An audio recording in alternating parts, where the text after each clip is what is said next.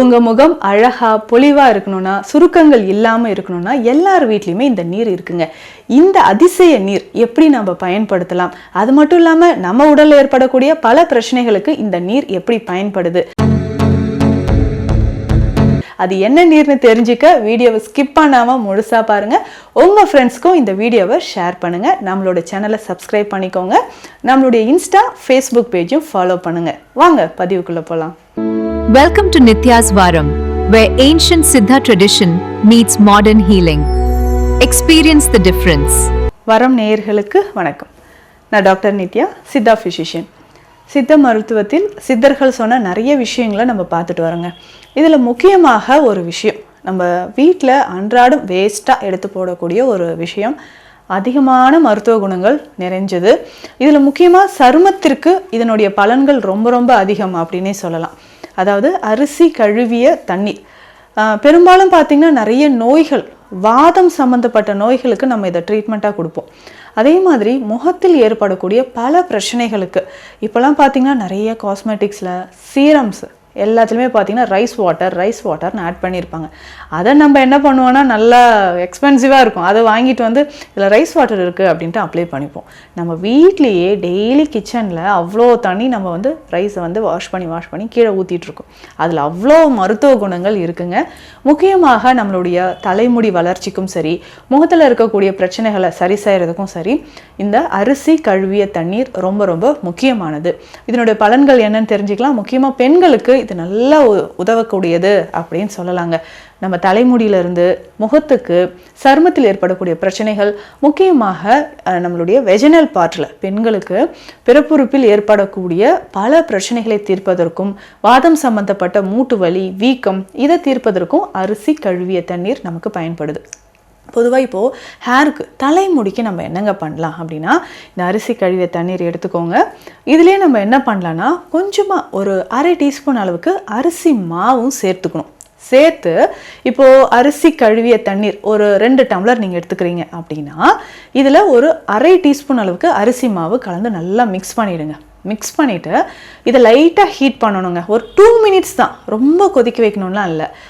லைட்டாக அது வந்து ஹீட் ஆகிற மாதிரி ஒரு 2 மினிட்ஸ் பாயில் பண்ணி எடுத்துருங்க. கொஞ்சம் திக்கான ஒரு கன்சிஸ்டன்சிக்கு இது வந்துடும். அதை எடுத்து என்ன பண்ணுறீங்கன்னா, ஹேரில் நம்ம அப்ளை பண்ண போகிறோம். ஹேரில் இதை அப்படியே அப்ளை பண்ணலாம். இல்லைன்னா இதனோட நம்ம கரிசலாங்கண்ணி பொடியோ கடுக்காய் பொடியோ ஏதாவது ஒன்று சேர்த்து கொஞ்சம் பேஸ்ட் மாதிரி மிக்ஸ் பண்ணியும் தலையில் அப்ளை பண்ணிக்கலாங்க.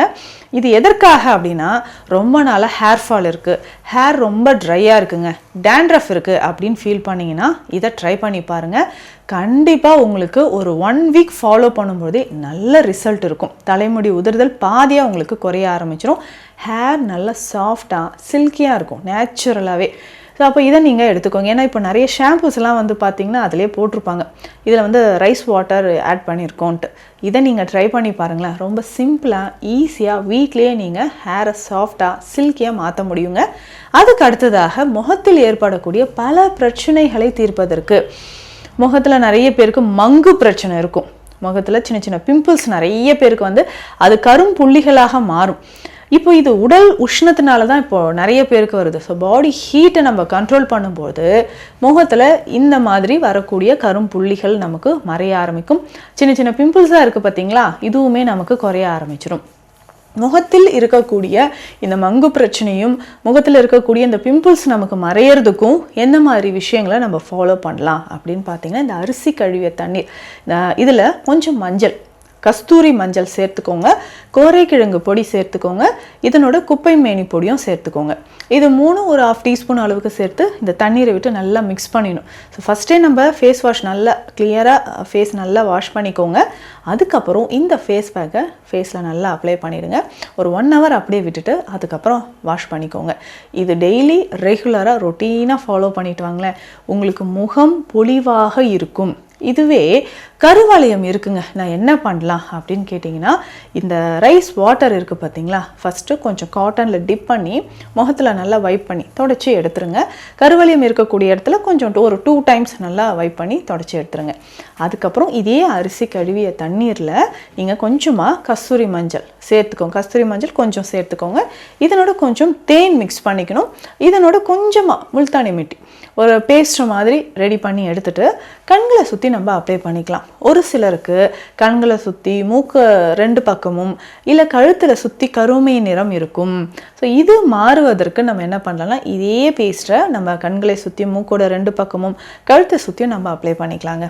ஸோ இந்த மாதிரி நீங்கள் அப்ளை பண்ணிக்கிட்டே வந்தீங்கன்னா அந்த கருமை நிறம் நமக்கு மாற ஆரம்பிச்சிடும். ஸோ கருமை நிறம் மாற மாற உங்களுக்கு ஸ்கின் வந்து நார்மலான ஒரு டோன் வந்துடும். உங்களுடைய பழைய ஸ்கின் டோன் வர ஆரம்பிச்சிடும். நிறைய பேருக்கு இந்த சன்லைட்டில் போயிட்டு வந்தால் ஸ்கின் டேன் ஆகுது அப்படின்னு சொல்கிறீங்க இல்லையா, அதுக்கு இது ஒரு பெஸ்ட்டு சொல்யூஷன் அப்படின்னே சொல்லலாங்க. ஸோ இதே பேஸ்ட்டை நீங்கள் வெளியில் போயிட்டு வந்தால் கைகள் கருமை நிறமாக மாறுதுன்னா அந்த இடத்துலையும் அப்ளை பண்ணிக்கலாம்.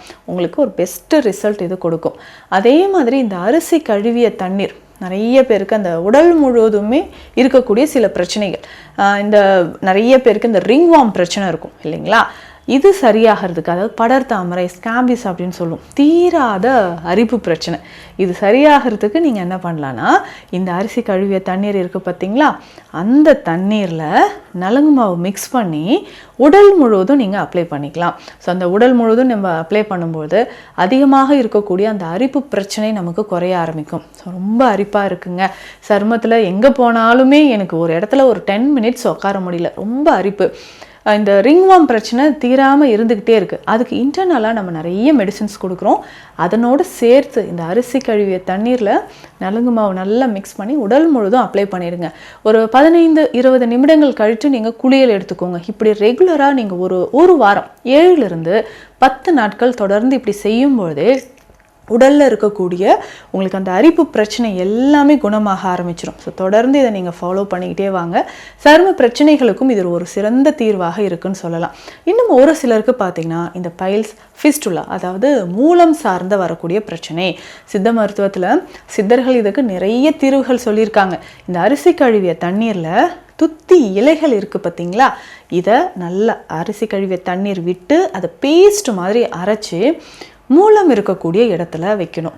தினம்தோறும் இரவு நேரத்தில் இதை நீங்கள் ஃபாலோ பண்ணிக்கலாம். ஏன்னா நைட்டில் நிறைய பேருக்கு அந்த பெயின் இருந்துக்கிட்டே இருக்கும்.